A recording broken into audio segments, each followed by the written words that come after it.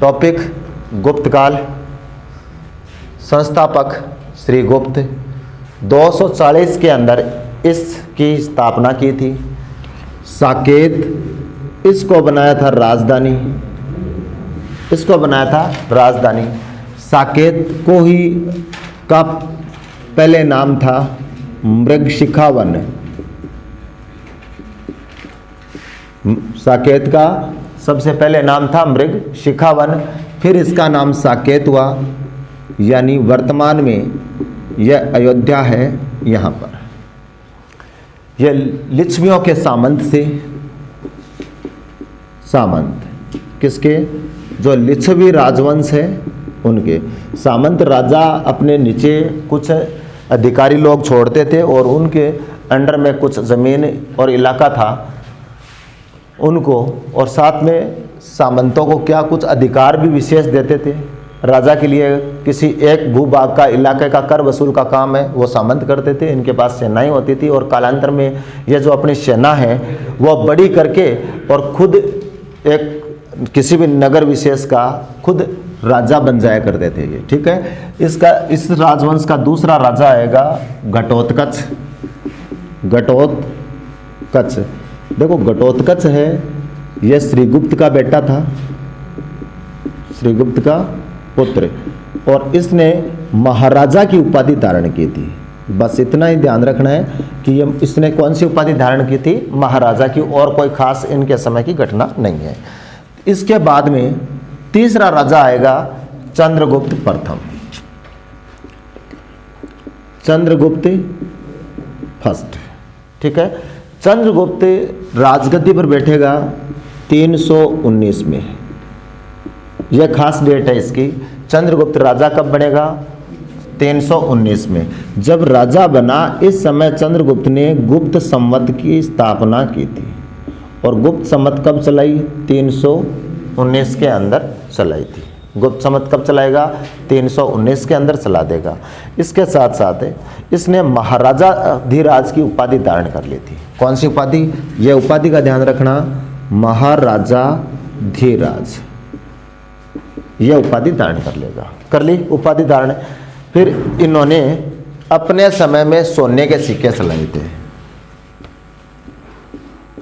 इसका मतलब है यह जो सोने के सिक्के हैं यह भी चलाने का काम यह करेगा।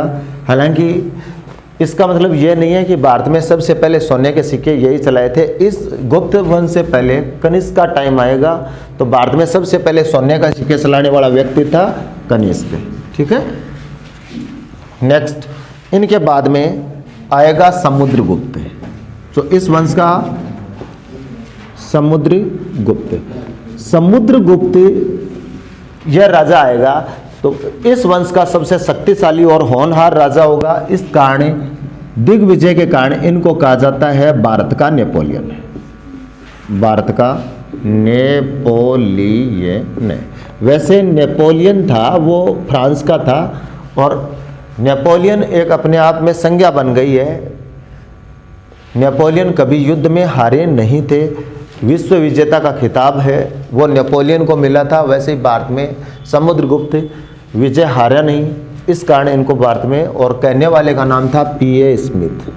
P.A. स्मिथ इन्होंने कहा था, ठीक है।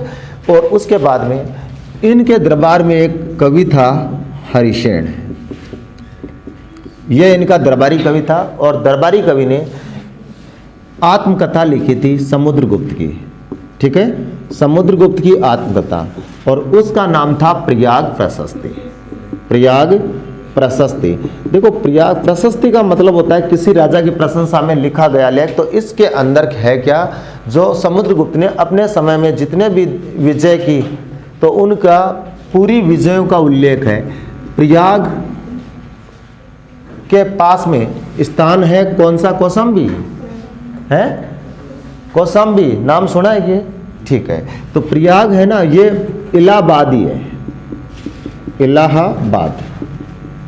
इलाहाबाद जो आधुनिक नगर है, प्रयाग का एक अलग हिस्सा बसा हुआ जिसको अकबर ने बसाया था, वह तो है इलाहाबाद। इसके पास में एक स्थान है कौशाम्बी। तो पहले ये अभिलेख था वो कौशाम्बी में था, यानी प्रयाग प्रशस्ति कौशाम्बी में थी। और फिर अकबर ने इस कौशाम्बी से हटा करके इलाहाबाद के दुर्ग में इसको स्थापित करा दिया गया। तो इस प्रयाग प्रशस्ति को इलाहाबाद के दुर्ग में वर्तमान में स्थापित करा दिया गया है। किसने कराया था? अकबर ने। क्यों कराया? क्योंकि इलाहाबाद शहर है वो अकबर का ही बसाया हुआ था। तात्कालिक परिस्थितियों को देखते हुए भाई इस तरह से। समुद्रगुप्त की अलग बात। अब प्रयाग प्रशस्ति क्या है? ये शिलाओं पर लिखा हुआ लेख है। पहली बार शिलाओं पर लिखी गई थी। ठीक है, यह आत्मकथा किस पर लिखी गई? शिलाओं पर। दूसरी, इन प्रशस्ति की जो भाषा है वो कौन सी आएगी? संस्कृत आएगी। भाषा आएगी संस्कृत, लिपि आएगी गुप्तकालीन ब्राह्मी।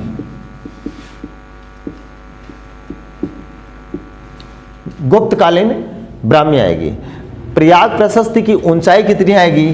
तो देखो, प्रयाग प्रशस्ति की ऊंचाई आएगी 35 फीट है। ठीक है, याद रह जाएगा कितनी? 35 फीट है। और ये किस शैली में लिखी गई? तो इसकी शैली है वो चंपू शैली है।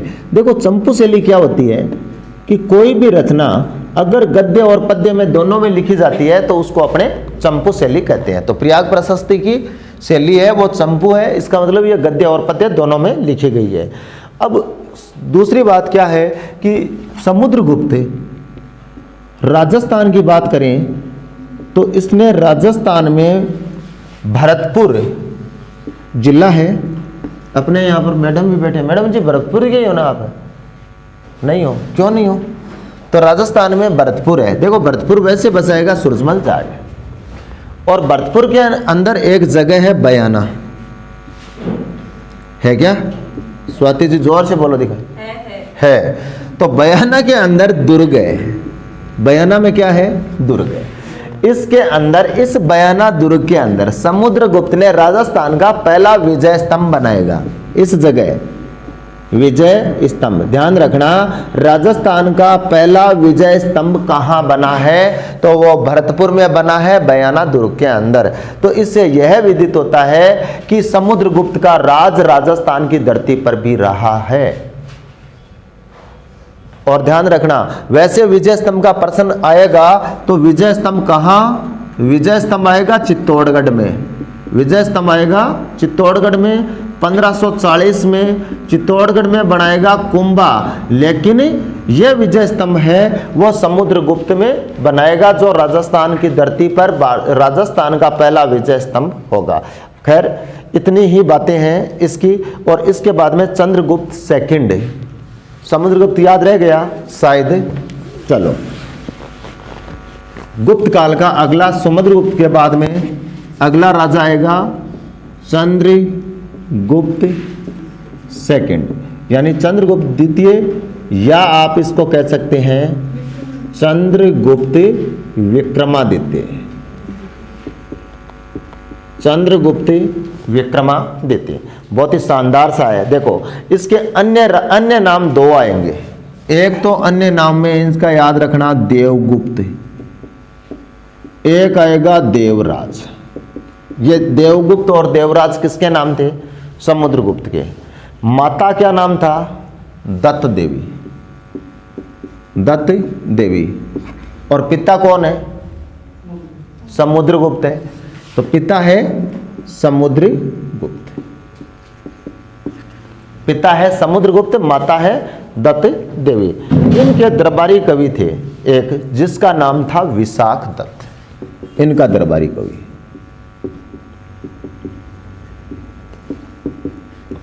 इस विशाख दत्त ने एक किताब लिखी थी। कौन सी किताब? यानी नाटक। हाँ, देवी चंद्रगुप्तम। देवी चंद्रगुप्तम। देवी चंद्रगुप्तम, यह विशाख दत्त द्वारा लिखी गई पुस्तक है। हुआ क्या?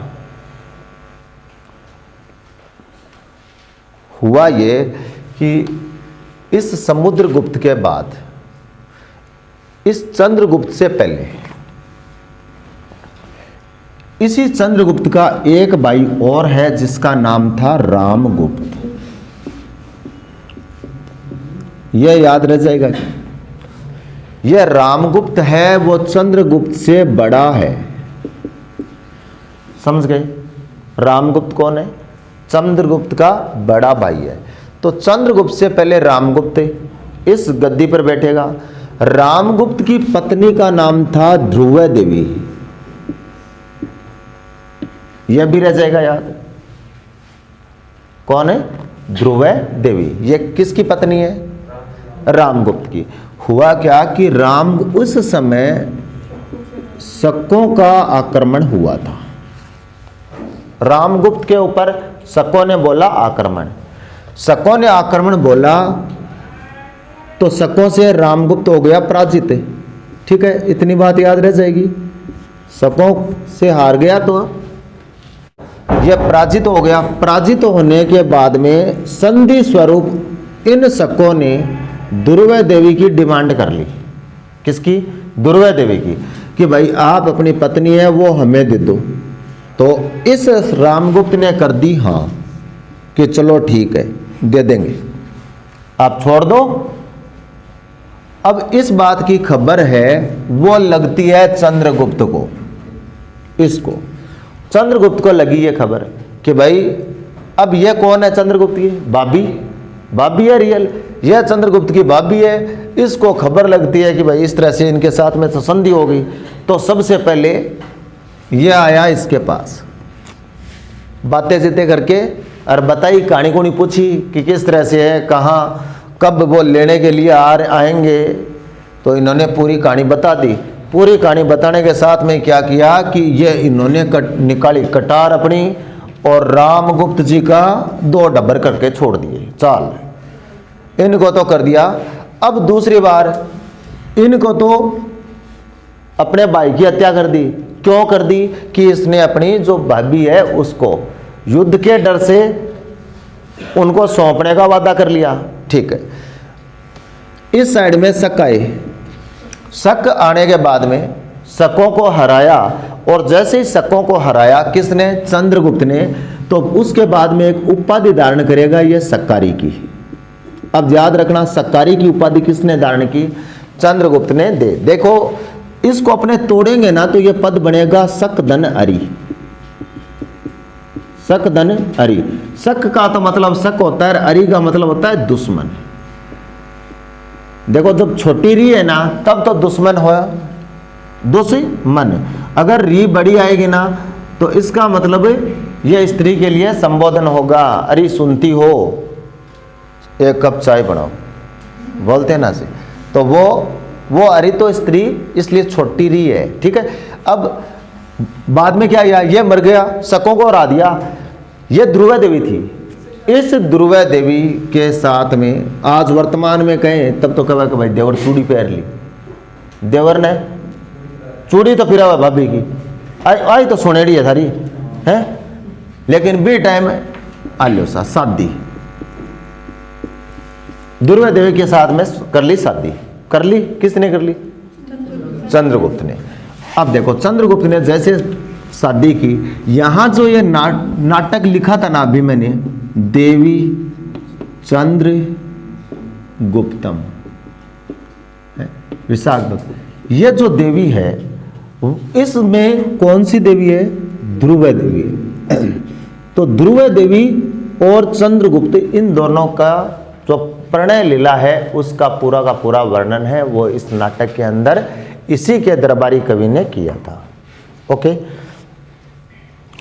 अब इसके समय चंद्रगुप्त के समय प्रमुख व्यापारिक स्थल का नाम भी पूछा जाएगा तो याद रखना है आपको ताम्रलिपि, कि चंद्रगुप्त के समय प्रमुख व्यापारिक केंद्र कौन सा था? तो ये व्यापारिक केंद्र है ताम्रलिपि। रह जाएगा याद, पक्का पक्का याद रखना है साहब। अच्छा, अब क्या होगा कि चंद्रगुप्त ये ना गुप्त काल को भारतीय इतिहास में माना जाता है प्रथम क्लासिकल युग। भारत का प्रथम क्लासिकल युग कहा जाता है। क्लासिकल युग क्लासिकल युग मानो या भारत का प्रथम स्वर्ण युग मानो, बात एक ही है। भारत का पहला क्लासिकल युग या भारत का पहला स्वर्ण युग, बात एक ही है। कौन सा युग माना जाता है? गुप्त काल। अब क्यों? क्योंकि गुप्त काल के समय, ये इस समय एक तो मान लो कला, धर्म, विज्ञान, कला, धर्म, विज्ञान। अब इसी के अंदर चाहे आप गणित, ज्योतिष कुछ भी ले लो, संगीत, इस तमाम दृष्टि से, इसमें एक चीज साहित्य और ले सकते हैं आप, इन तमाम दृष्टि से जितना विकास भारत में हुआ उतना कभी नहीं हुआ। आप सोचोगे क्यों? क्योंकि चंद्रगुप्त मौर्य के दरबार में 9 रत्न थे, जिनको कहा जाता है नव रत्न। अब वो चंद्रगुप्त दरबार में कौन कौन से 9 रत्न थे, इसका भी एग्जाम में बहुत बार प्रश्न आता है।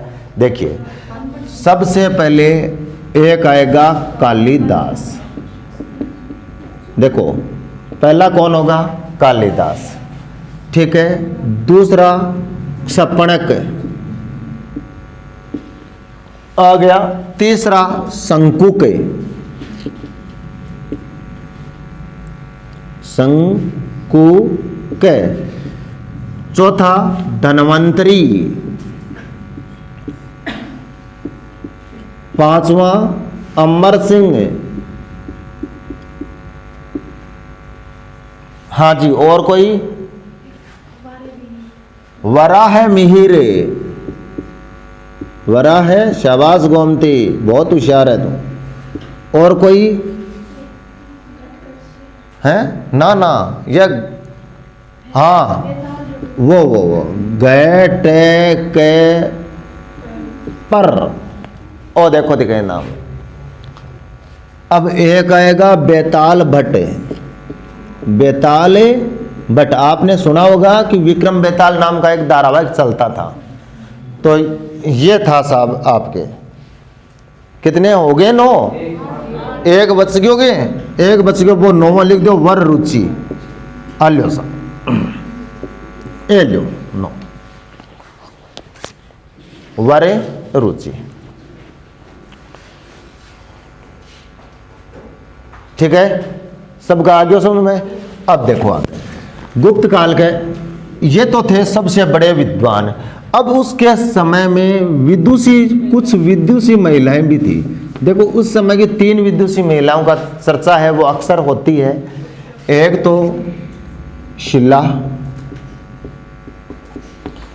एक का नाम आता है प्रभावती, एक का नाम आता है भट्टारिका। ये 3 नाम जरूर याद रखना। ये 3 महिलाएं थी। अब एक काम और आता है, इसी चंद्रगुप्त मौर्य के समय में, सॉरी, चंद्रगुप्त विक्रमादित्य के समय में एक सबसे बड़ा धातु और रासायन कला का हिंदुस्तान में आज तक जैसा नमूना पेश हुआ है वैसा कभी नहीं हुआ। वो हुआ था लोहे स्तंभ। लोहे स्तंभ, देखो लोहे स्तंभ की जब अगर चर्चा आती है ना, तो भारत विश्व में 1 नंबर पर आ जाता है। क्योंकि लोहे स्तंभ, पहली बात देखो, लोहे स्तंभ से जुड़ी हुई बहुत सारी बातें हैं, मैं आपके सामने कर दूंगा अभी। पहली बात, लोहे स्तंभ की बातें आती है तो ये कहाँ आएगा? ये आएगा दिल्ली में, ठीक है। दिल्ली में किस इलाके में आएगा? तो दिल्ली में आएगा मेहरौली में। किस में? मेहरौली में, ठीक है। मेहरौली कहाँ पड़ता है? तो दिल्ली से 15 किलोमीटर दक्षिण साइड है, ठीक है। और इसी मेहरौली के अंदर है कुतुब मीनार। कुतुब मीनार, हालांकि अभी वर्तमान में अगर परिचय दें तो कुतुब मीनार के पास लोहा स्तंभ है, लेकिन होना क्या चाहिए था? लोहे स्तंभ के पास कुतुब मीनार है। लेकिन वही बात है कि ठड को डोको डांग ने फाड़े, नाम सुनी होगी तारो है, ठड को डोको डांग ने फाड़े। अब आ कुतुब मीनार बड्डी है, वो थोड़ा छोटो है, जबकि ये मौर्य काल में बना है। अभी चंद्रगुप्त मौर्य बनाएगा इसको, तो ये चंद्रगुप्त विक्रमादित्य बनाएगा, गुप्त काल में बना है। जबकि कुतुब मीनार कुतुबुद्दीन ऐबक शुरू करेगा और कुतुबुद्दीन के ऐबक के बाद में इल्तुतमिश इसको पूरा करेगा। ठीक है, यह लगभग 1206 से 1210 के बीच में बनी है। कुतुब मीनार इस समय बनेगी जबकि अपने आज 335 के लगभग की चर्चा कर रहे हैं, तो लगभग इनसे 900 साल पहले बनी हुई है लौह स्तंभ। अब लौह स्तंभ के ऊपर कौन से देवताओं की प्रधान मूर्ति है, तो इसके ऊपर विष्णु जी की है, इसलिए इसका नाम विष्णु स्तंभ भी है। ठीक है, विष्णु जी की है इसलिए इसका नाम है विष्णु स्तंभ है। धातु और रासायन कला का सबसे बड़ा नमूना है ये। धातु एवं रासायन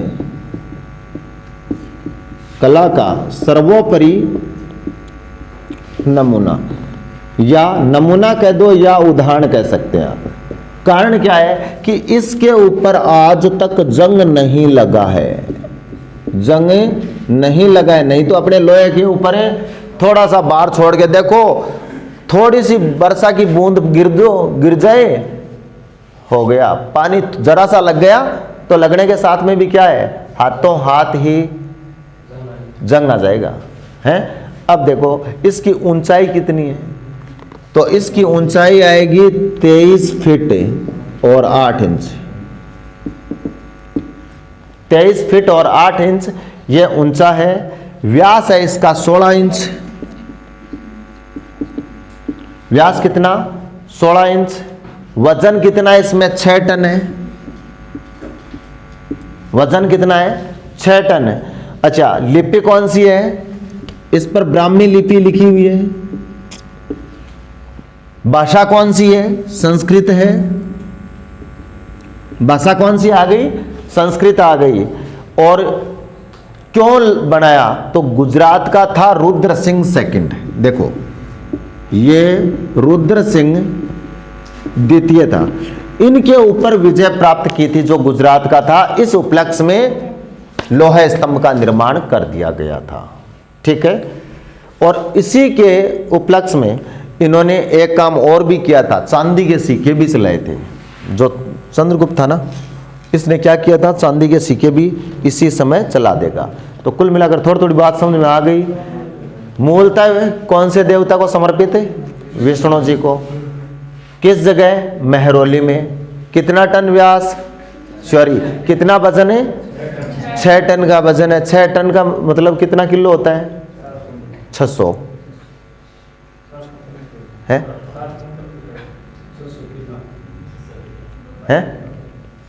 हो गए। 1 टन के अंदर 1000 किलो होते हैं। 1 टन बराबर 1000 kg है, तो 6 टन बराबर 6000 kg, इतना वजन ऐसा। ठीक है, अब एक काम और उसी जगह को भी हर बार प्रश्न आसी, क्योंकि अब आसी चीन को यात्री। ठीक है, एक चीन को आदमी है, वो आसियट घूमतो थारू मिलन न थे आ कोनी भी टाइम ने, तो थारू मिलतो वो आदमी है। सरदार शहर तो कोनी आयो, खैर पर भी तो बड़ो आदमी आसी तो थे उड़ जाता। ठीक है, भी चीन वाला आदमी को नाम है फाइयान। चलो सा थोड़ी सी आवाज़ कम कर लो, देखा दिखाई फाइयान ने। फाइयान 399 414 तक को टाइम है। ठीक है, 399 414 तक को कौन पूछे। अब देखो ये किसके दरबार में आया था या किसके समय में आया था, तो यह आएगा चंद्रगुप्त सेकंड। किसके समय, चंद्रगुप्त सेकंड के समय। खटको साहब चीन को, खटको चीन को। चीन में कौन सी जगह, ओ कौन है वो, चीन को वू वंग नामक स्थान का था। ओ स्थान, ओ शहर है चीन को। ईशो व फू को पो ऐसे नाम होते हैं इनके। किस धर्म के लिए आया था, बौद्ध धर्म के लिए। तो यह था बौद्ध धर्म का अनुयायी। और बौद्ध धर्म का तो अनुयायी था, बौद्ध धर्म के साहित्यों का अध्ययन करने के लिए आएगा।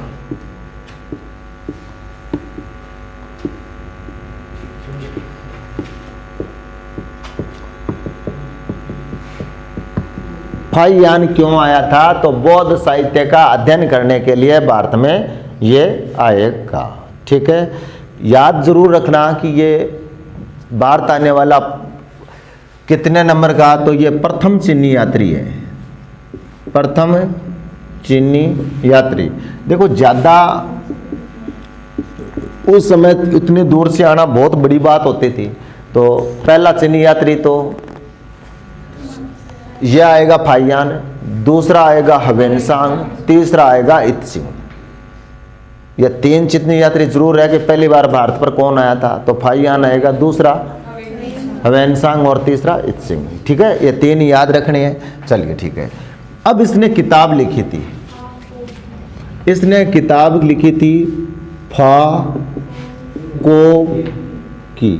देखो कितनी सॉरी किताब है नहीं, फा को की। इसके अंदर किसका वर्णन है? तो इस किताब के साथ में कई बार तो ये फा को की है, कई बार ये आता है फा कुओ की।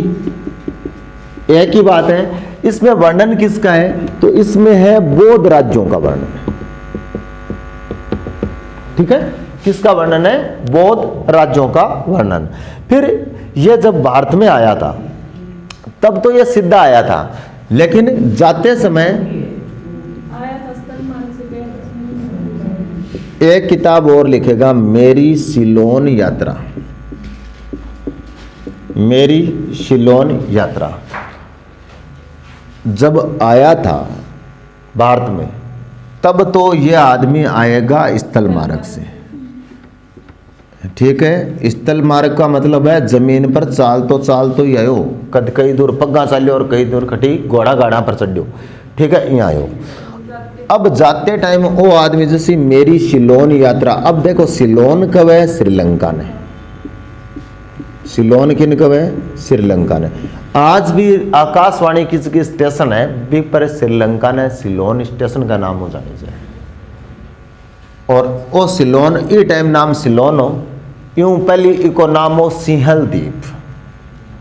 हाँ, इससे पहले श्रीलंका का नाम, और उससे पहले स्वर्ण द्वीप भी नाम हुआ करता था। ठीक है, खैर सिलोन यात्रा, आज की सिलोन यात्रा करी। एक महीने जब वापिस जाते समय यह कहाँ गया था? श्रीलंका से गया था जापान। ठीक है, तो रास्ते में इसने किताब लिखी थी और जो यात्रा की है ना, उस यात्रा का वृत्तांत है। जो बाहर से श्रीलंका और जापान जाएगा उसकी यात्रा का वर्णन है वो इसमें। अब जब इन्होंने किताब लिखी तो उसमें कुछ किताबों के समय हमें फाहियान की इस किताबों से यह जानकारी मिलती है। क्या क्या जानकारी? कि उस समय अंतेजों में चांडाल प्रमुख थे। चांडाल प्रमुख कि सबसे भारत की जो निम्न कुल की जाति हुआ करती थी वो क्या मानते थे? उस समय चांडालों को मानते थे। अच्छा, इसमें जो चांडाल होते थे ये गांव से बाहर रहते थे, यानी खेतों में रहना पड़ता था इनको कहाँ रहना पड़ता था? खेतों में, या आप कह सकते हो गांव से बाहर, गांव से बाहर। अब एक बात और है, ये केवल दिन में प्रवेश कर सकते थे। सॉरी, केवल दिन में प्रवेश कर सकते थे। इनको रात्रि में गांव में या शहर में, नगर में प्रवेश करने की अनुमति नहीं थी। जब ये लोग प्रवेश करते थे तो इनको ढोल बजाते हुए आना पड़ता था। इसलिए आना पड़ता था कि इनके ढोल की ध्वनि जो अच्छे कुल के लोग हैं उन तक पहुंच जाए और वो लोग अपने अपने घरों में घुस जाए, जिससे इनके स्पर्श से बचा जा सके, इनकी छाया भी उनके ऊपर न पड़े। तो उस समय की स्थिति ये थी।